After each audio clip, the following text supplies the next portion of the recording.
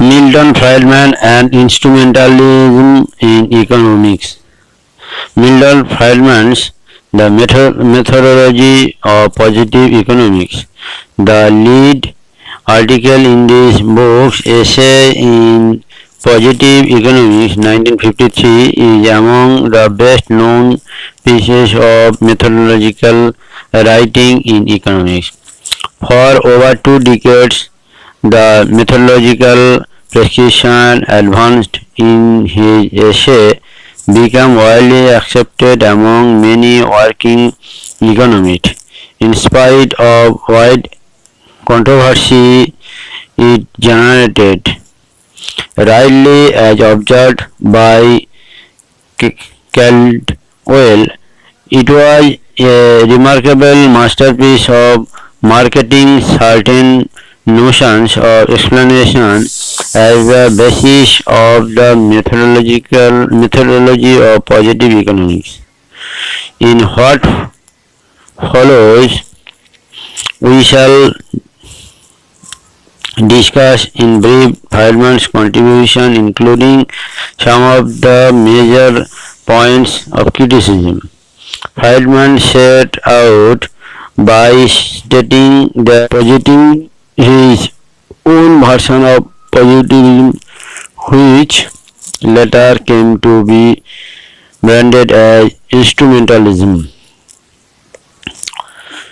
Goal of science. According to Milton Friedman, the ultimate goal of positive science is the development of a theory or hypothesis that yields valid and meaningful prediction about the phenomenon.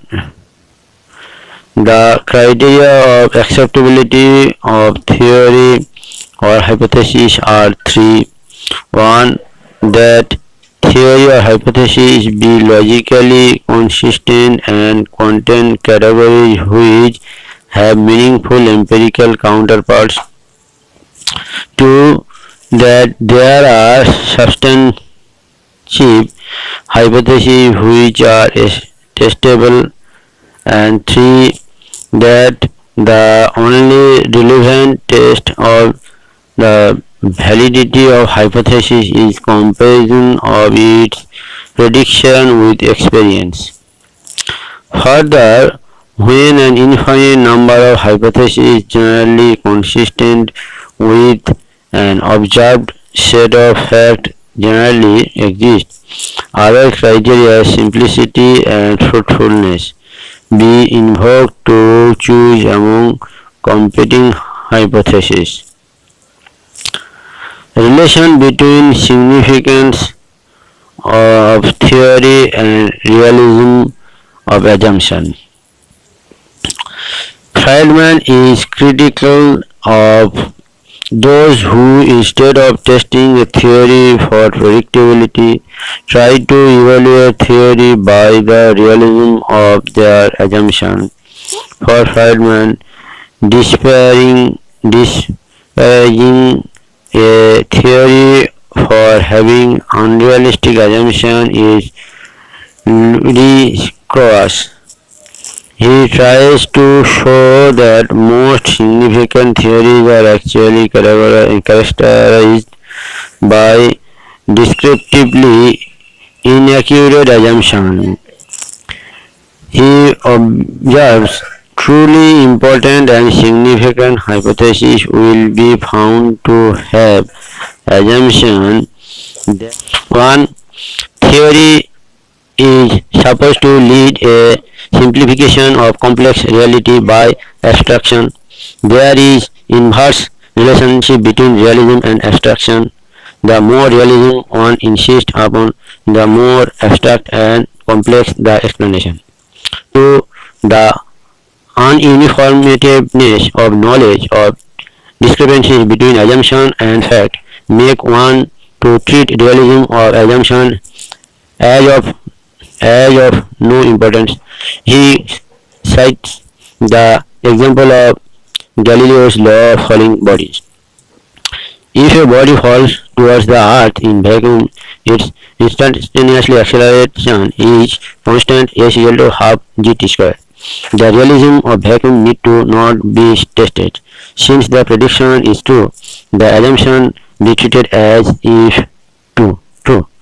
Turning to economic theory, Feynman cites the billiard ball players example, and where once the ball reaches the pouch, one could assume as if the player knew all the law of time and motion and extends it to profit maximization.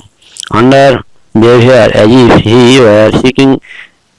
they were seeking rationally to maximize their expected return and have full knowledge of the data needed to succeed in this attempt.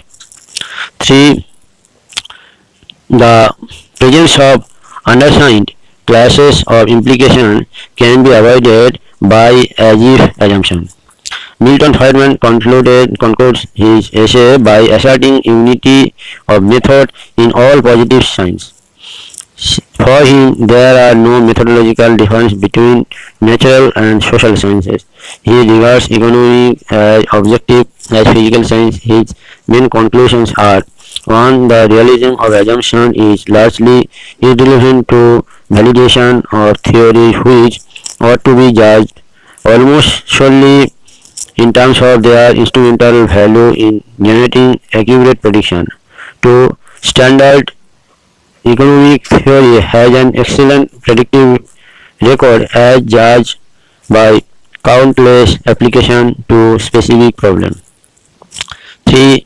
Dynamic of competition over time accounts for this splendid track record.